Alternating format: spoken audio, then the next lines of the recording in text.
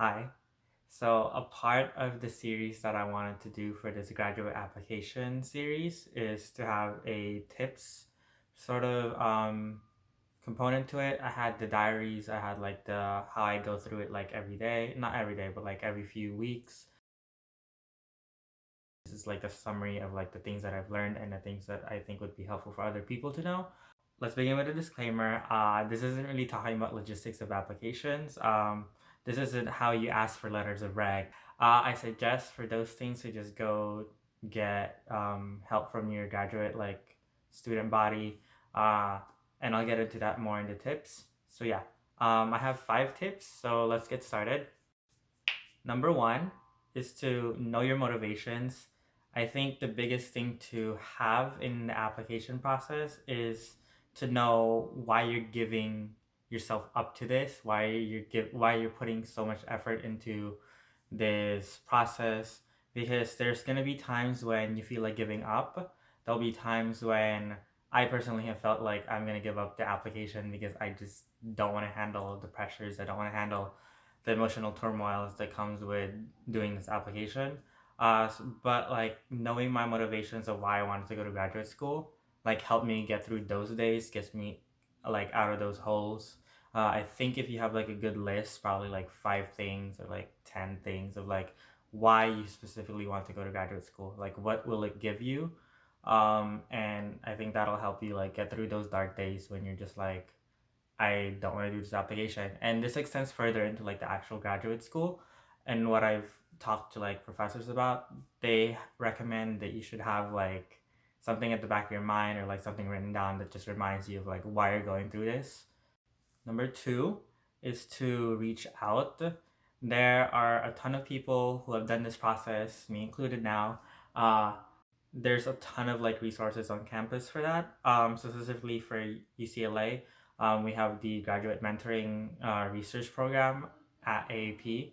There's people who are willing to go through the application with you, where they help you with your statement of purpose. They'll go like they'll give you hints, they'll give you tips, they'll be like, you should word this differently and stuff like that. If you go to any institution, I feel like they have some sort of resource for you to use. But then there's also Google. You can also Google out like application tips and like tricks and stuff like that. The more questions you ask, the more answers you'll get, but the more questions will arise. But then it'll help you through the process.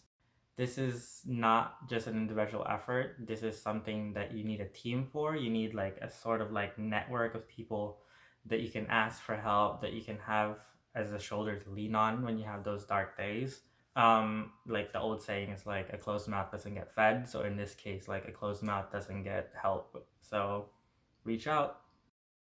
Number three is to aim at schools that you see yourself in. I mean that in like if you want to go to graduate school, you do not want to look at the rankings. The rankings will help for the first step, but that should not be your final step. I think looking at rankings kind of deters you into like the whole process because it eludes you into like, oh, I gotta get into a good like ranking school. But I think it's also extremely helpful if you can visualize yourself in that like environment. Like specifically, I applied to 9 schools. I used to have like 15, but then I knocked out a bunch of them because of like different things. But like the main thing that like solidified my list to be 9 was my thought process in terms of like, do I see myself in that environment? Do I see myself in that city, in that like university? Do I see myself in that staff, like membership? Like, do I see myself there? It doesn't matter what school it is. It matters more like who is there and who is there that can help you, because there's a difference between just having people there and having people that can actually help you. But I did want to say for this part, if you don't know what you like or can't visualize yourself in the school, this is where the rankings help. This is where reaching out to other people can help.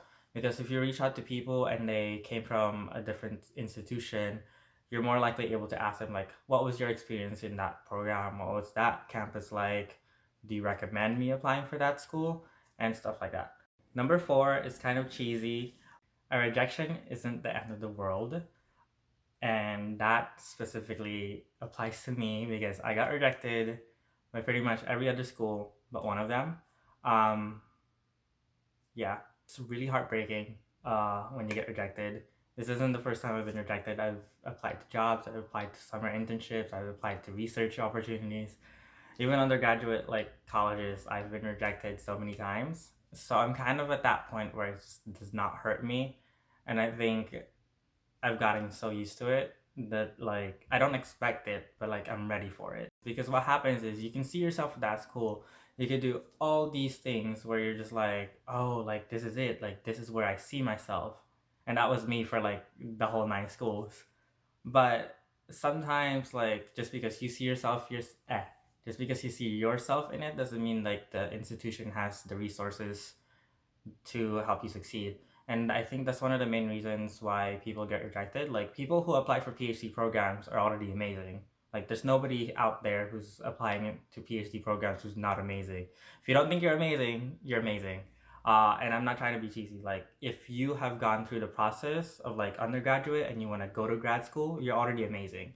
So like there's nobody that's not qualified applying for grad school, and I think that's a very important like message to send. Like you're qualified, and like you may see yourself as a fit, but like that institution just cannot accept 100 students. That institution only has enough resources for like 10 students at a year.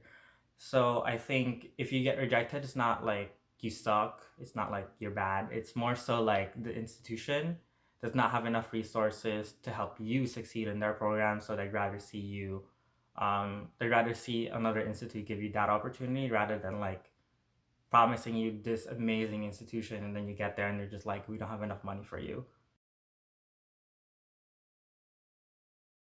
So last one is a self-care tip. I talk to people about like tips that they want to see, and I think this one is very important and often overlooked.